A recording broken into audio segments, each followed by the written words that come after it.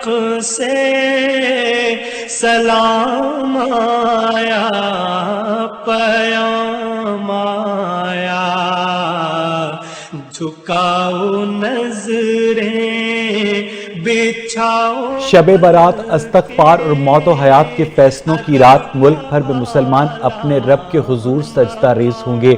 Lock down کے باعث شب برات کے سلسلے میں ملک بھر کی بڑی مساجد میں محافل اور ذکر کی تقاریب منعقد نہ ہو سکیں گی۔ کب گناہوں سے کنارہ میں کروں گا یا رب۔